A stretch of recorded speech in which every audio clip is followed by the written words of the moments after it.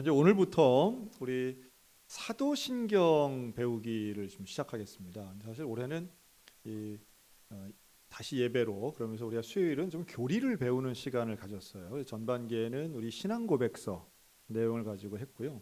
그리고 여름 이후부터는 주기도문 배우기와 이제 십계명 이렇게 했는데 이제 오늘부터는 사도신경을 좀 함께 나누겠습니다. 제가 한번 질문을 드릴까요? 사도신경은 성경에 있다 없다? 성경에 없습니다. 성경에 물론 그 전체적인 맥락과 내용은 다 성경에 있지만 우리가 외우고 있는 이 내용이 성경에 있는 건 아니죠.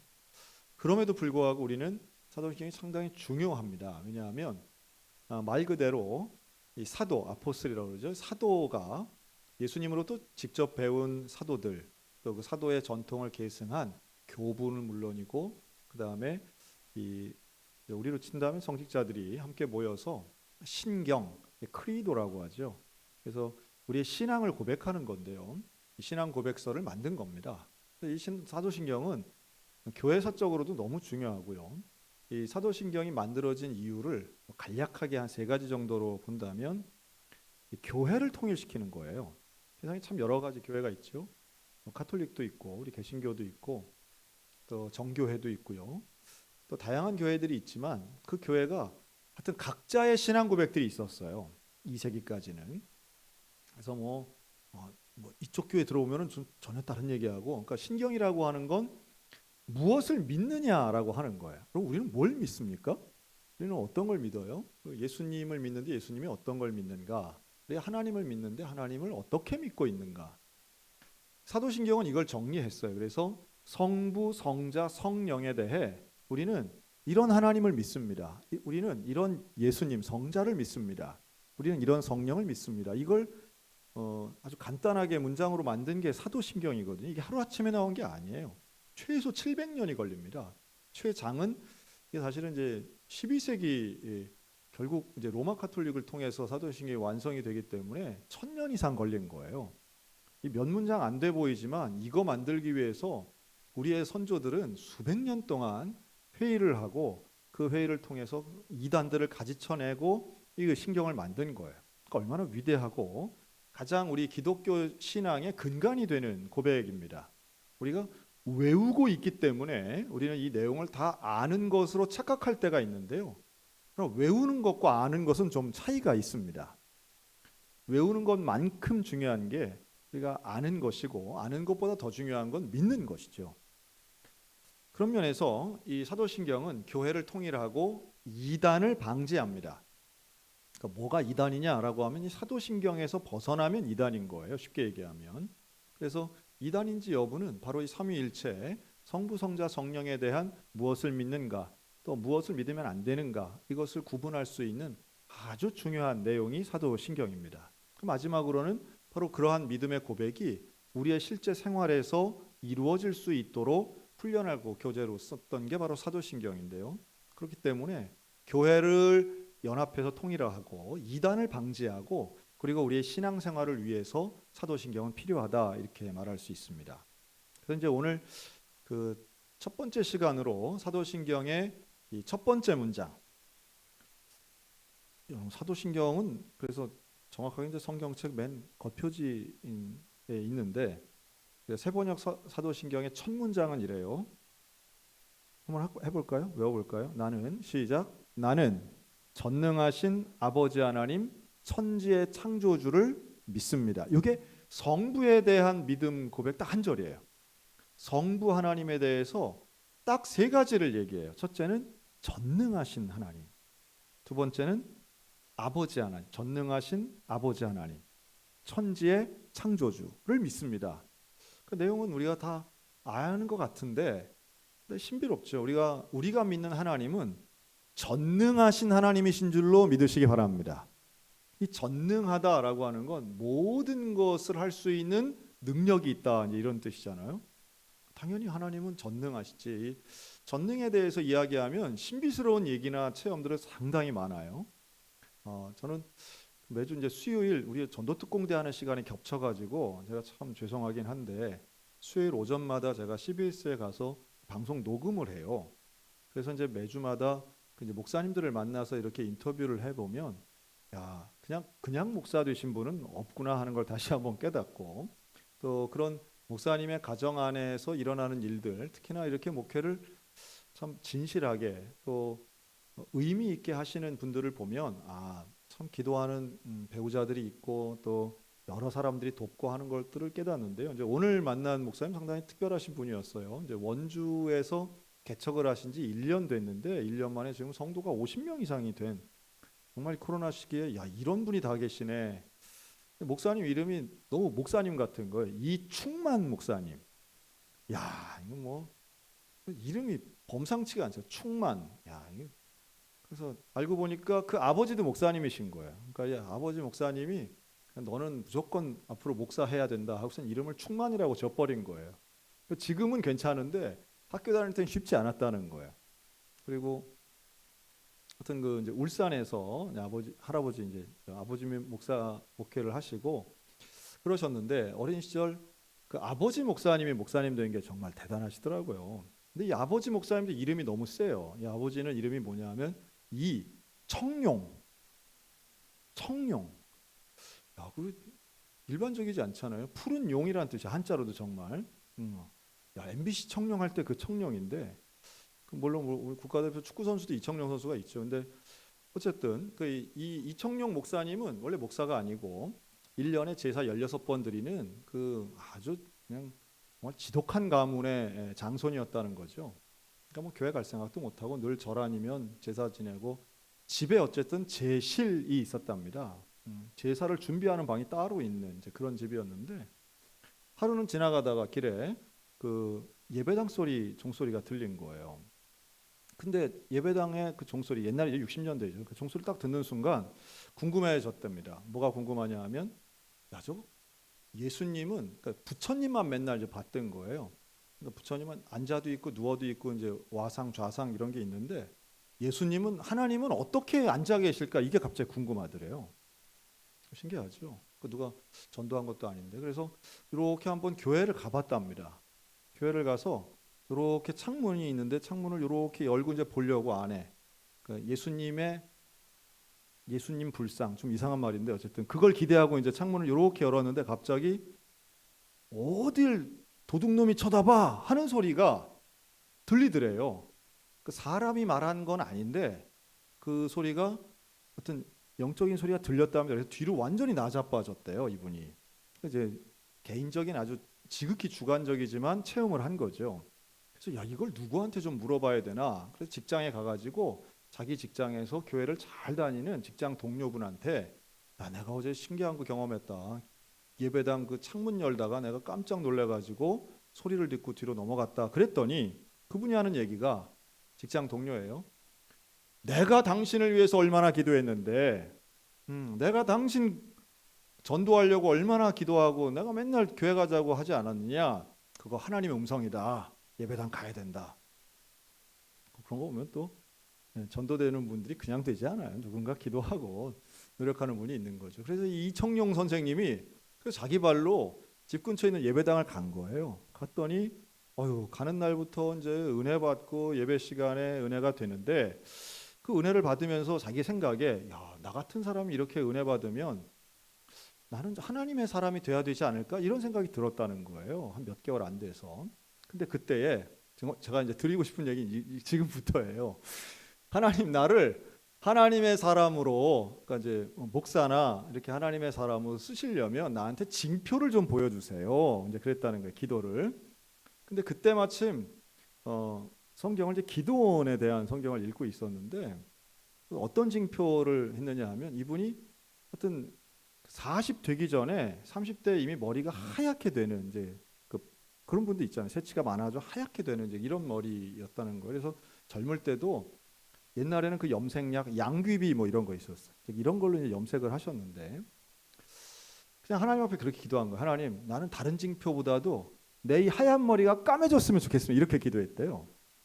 난 또 그런 기도는 또 듣다가 처음인데 네, 신기하죠. 그래서 그렇게 기도했는데 정말로 어떻게 됐을까요? 머리가 까매진 거예요. 여러분 다 그렇다는 얘기는 아닙니다. 절대로 다 그렇다는 얘기는 아니에요. 성령 받으면 다 흰머리가 검어진다는 얘기는 절대 아닙니다. 그 이청용 목사님에게만 해당된 아주 특별한 사례일 뿐이에요. 뭐 그런 거 욕심내시면 안 돼요.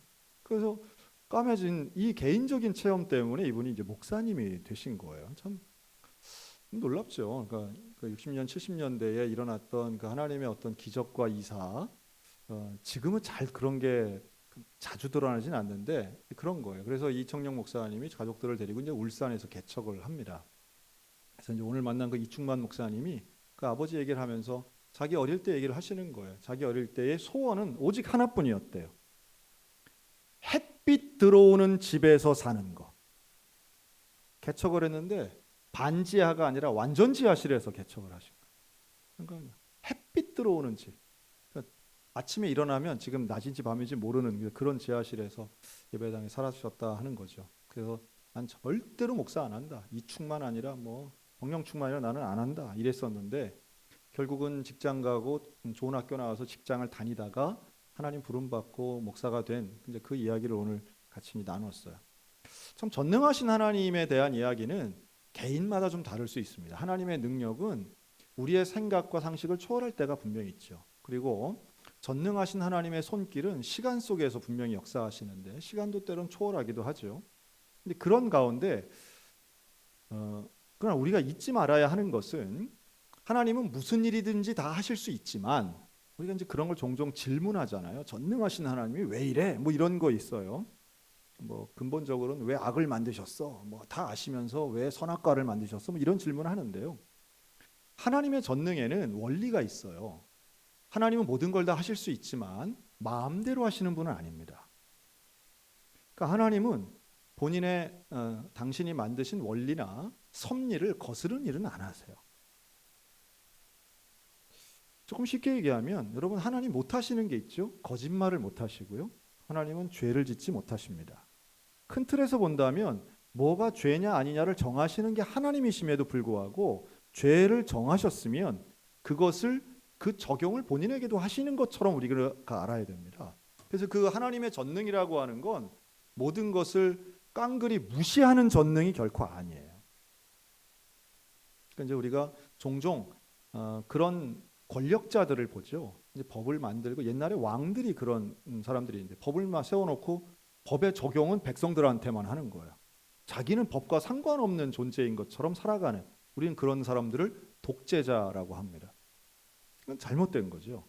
근데 하나님은 그 원리를 지키시는 분이에요. 그리고 하나님의 전능의 원리는 가장 큰 원리는 뭐냐 하면 바로 사랑입니다. 사랑. 하나님의 전능은 누군가를 괴롭히는 전능이 아니라 누군가를 사랑하는 전능인 거예요. 그러니까 우리가 전능에 대해서 내 짧은 뭐 그런 지식이라든가 내 경험을 가지고 하나님의 전능을 이렇게 어떤 치수를 재려고 하는 시도는 참 어리석다 이렇게 말씀을 좀 드리고 싶어요. 뭐 하나님의 전능을 뭐 이러니 저러니 하는 자체가 결국 그것은 하나님의 능력을 무슨 소원을 들어주는 램프 정도로 무슨 요술을 부릴 수 있는 무슨 전래동화 정도로 격을 낮추어서는 안 된다는 거죠. 하나님의 전능은 철저하게 하나님 본인이 기준이 되시고 원리가 되십니다. 그리고 그 말씀이 초월하시지만 오류가 없으시고 또 통치하시지만 변함이 없으시고 영원하시지만 그 가운데서 분명히 사랑의 원리를 가지고 전능하신 분이세요. 그리고 그 사랑의 원리가 쓰여 있는 게 바로 성경 말씀입니다. 우리는 그런 전능하신 하나님을 믿는 거예요. 그리고 그 원리를 지키시는 신실하신 하나님을 믿는 겁니다. 제멋대로 하시는 신이 아니에요. 무슨 그리스 신화에 나오는 그런 그냥 한 치 앞도 예측할 수 없는 장난꾸러기 신을 믿는 게 아닙니다. 우리는 나를 사랑하시는 하나님, 나를 위해 희생하시는 전능자를 믿는 거죠. 그리고 두 번째는 그런데 더 놀라운 건 이제 오늘 읽은 요한일서 3장에 나오는 말씀인데요. 그 전능하신 하나님이 우리하고는 어떤 관계가 있대요? 나의 아버지라고 하는 거예요. 여러분 이 개념은 너무도 위대해서 이게 바로 유대교와 개신교의 큰 차이라고도 볼 수 있습니다. 즉 사도 이후에 예수 그리스도 이후에 우리는 하나님을 아버지라고 부를 수 있는 거예요. 구약은 그렇지 않아요. 구약의 하나님에 대해서는 아버지란 표현을 쓰지 않아요. 그러나 예수 그리스도를 통해 우리는 하나님을 아버지라고 부를 수 있습니다. 하나님과 우리와의 관계가 다르게 설정이 된 거죠. 마치 예수님이 독생자이신 것처럼 우리들도 하나님의 자녀가 되는 권세를 주셨다라고 말씀하는데, 그 자녀가 되는 권세를 하나님이 일방적으로 주신 거예요. 예수님을 통해. 이 얼마나 위대한 일입니까? 그리고 그 위대한 은혜를 사도 요한은 이 요한일서를 통해서 이렇게 말씀하는 거예요. 보라, 아버지께서 어떠한 사랑을 우리에게 베푸셨는가. 하나님의 자녀라 일컬음을 받게 하셨는지 보라. 하나님의 사랑이에요. 전능하신 하나님이 우리에게 놀랍게도 자녀라고 하는 은혜를 주셨다라고 하는 거예요. 여러분, 이 사랑, 우리를 자녀 삼아 주셨다라고 하는 이 은혜의 사랑을 깨달으면 우리는 일생을 이 믿음을 고백하며 감사와 감격할 수 있는 줄로 믿으시기 바랍니다. 우리가 그러하도다. 그러므로 세상이 우리를 알지 못하면 그를 알지 못함이라. 사랑하는 자들아, 우리가 지금은 하나님의 자녀라. 우리가 지금은 하나님의 자녀라. 여러분, 이 사실이 우리 모두에게 확실히 믿어지시기를 주님의 이름으로 축복합니다. 자, 그러면 전능하신 하나님과 전능한, 이걸 좀 합치면 전능하신 아버지라고 볼 수 있겠죠. 하나님은 전능하신데 우리의 아버지가 되세요. 근데 이것을 전 이렇게 좀 표현하고 싶어요. 전능하시면 우리 모든 걸 조정할 수 있잖아요. 예를 들면 우리가 슬픔에 빠졌다. 그럼 하나님이 아이고 슬픔을, 야 슬퍼, 야 바꿔 하고선 기쁨. 이렇게 어떤 하나님이 뭘 우리의 감정도 컨트롤하실 수 있는 능력은 분명히 있으세요. 그런데 보면 그렇게 안 하세요. 그렇게 하지 않으세요. 우리의 문제가 분명히 있는데 그 문제를 해결하시는 과정이 대부분 어떤 식이냐 하면 우리의 감정이나 기분을 조정하시는 게 아니라 우리의 감정과 기분과 상황에 공감하시더라는 거예요. 그러니까 우리를 천국으로 올려보내는 게 아니라 하나님이 우리 있는 이곳으로 임재하신다 그러죠. 이곳으로 함께 내려오시는, 그게 대부분 하나님께서 하시는 일이더라는 거예요. 그러니까 우리 하나님은 우리와 함께 교제하길 원하시고 우리의 고통과 아픔에 대해서 아시고 여기에 대해 소통하길 원하시는 분, 바로 우리의 아버지 되시는 하나님이신 줄로 믿습니다. 그러니까 우리가 육체의 아버지도 그런 분들 계시죠. 아빠 힘들어요 그러면 야, 네가 약해가지고 그런 거야 하고서는 더 막 채찍질하는 아버지가 있는 반면에 함께 그 고난을 어떻게 극복해 보고자 노력하는 아버지들도 있는 것이고, 또 때로는 가만히 두는 것 같은데 뒤에서 그 자녀의 일거수일투족을 다 이렇게 보는 아버지가 있을 수 있겠죠. 여러분, 때로는 하나님이 우리의 뒤에서 가장 가까운 곳에서 우리를 지켜보세요. 우리 아버지는 우리를 고아처럼 버려두시는 분이 결코 아니고, 하나님은 나의 아버지가 되시는데 마치 예수님이 하나님을 아버지라고 부른 것처럼 오늘 우리들의 하나님 아버지는 나와 가장 가까운 곳에서 나의 사정을 잘 아시고 나를 양육하시고 나를 공감하시고 때로는 내가 슬플 때 내 곁에서 마지막까지, 아니 영원토록 함께 하시는 분이 나의 아버지 하나님이신 것을 믿으시기 바랍니다. 참 그 하나님을 경험하면 우리에게는 큰 위로와 격려가 되는 거죠. 그래서 우리가 이제 평생을 그렇게 부르니까 우리는 뭐 기껏해야 60년, 70년밖에 안 되잖아요. 우리의 신앙생활이. 그러니 그동안 우리가 했던 하나님 아버지라고 하는 표현은 그냥 우리에게는 일상이에요. 당연히 그런 거지. 그러나 실제로 구약 성경에 나오는 수천 년 동안 하나님을 아버지라고 안 부른 거예요. 저는 그런 분들도 봤습니다. 실제로 자기 육체의 아버지를 너무 미워해가지고 하나님을 아버지라고 부르는 걸 꺼려하는 분들 있어요. 아버지 그러면 막 분노하고 화내고 때려부시는 것만 뭐 생각나는 이런 분들이 있더라고요. 젊은 분들 중에도 있어요. 그런데 원래 아버지라고 하는 건 결국 우리에게 주시는 가장 좀 의지가 되고 따뜻한 그런 이미지가 있어야 되는데, 사실은 하나님 아버지에 대한 이 부름의 은혜, 아버지와 나의 그런 관계의 은혜가 사도신경을 통하여 고백할 때마다 다시 회복되고 할 수만 있다면 우리 육체의 아버지와의 관계도 회복되는 일들이 있으면 얼마나 아름답겠습니까? 이게 두 번째 우리의 믿음의 고백인 거예요. 하나님을 아버지라고 부르는 겁니다. 그리고 마지막 세 번째는 한번 따라할까요? 천지의 창조주. 예, 세상을 만드신 하나님, 창조하신 하나님, 창조주라고 하는 거예요. 근데 이건 무슨 의미일까요? 세상을 만드셨다라고 할 때는 여기는 이제 능력을 물론 얘기할 수도 있겠지만 저는 이렇게 좀 표현하고 싶어요. 하나님에 대해 우리가 고백할 때 하나님은 모든 것의 시작이시고 모든 것의 목적이시다라고 말하고 싶습니다. 그러니까 천지의 창조, 세상이 만들어진 것에 대해 우리가 좀 생각을 하면요, 우리가 절대로 과학으로 알 수 없는 두 가지가 있습니다. 처음 세상이, 우주가 어떻게 시작됐나요? 몰라요. 그거 어떻게 합니까? 근데 더 모르는 게 있어요. 두 번째, 세상은 왜 창조되었을까? 이 두 가지에 대해서는 과학이 답을 할 수가 없어요. 그래서 기껏 나오는 게 뭐 칼세이건 뭐 코스모스 이런 책 보면 결국은 지금 많은 사람들이 그런 과학자들의 이야기를 따라가는데 목적이 없다. 세상은 우연히 만들어진 거다. 우연 만들어졌기 때문에 죽으면 사라지고 빅뱅이 일어나고, 제가 볼 때는 그 과학자의 말을 믿는 거죠. 뭐 아는 게 아니라. 증거가 어디 있겠어요. 근데 우리에게는 너무도 명확하고 분명한 하나님의 말씀이 있어요. 천지의 창조주라고 하는 건 이 세상이 어떻게 시작되었는가를 명확하게 말합니다. 이 세상은 하나님의 말씀으로 시작된 줄로 믿습니다. 그리고 더 놀라운 것은 이 세상을 왜 창조하셨는가라는 거예요. 왜 창조하셨겠어요? 하나님이 사랑하시려고 창조하신 거예요. 세상을 사랑하시는 거죠. 그래서 하나님이 아니고서는 이 답이 안 되는 거예요. 그 인생에 대해서도 마찬가지입니다. 우주를 얘기하기 논하기 전에 나에 대해서, 나는 왜 존재하는가? 나는 왜 살아가야 하는가? 여러분, 하나님이 아니고선, 창조주가 아니고서는 이걸 설명할 수가 없어요.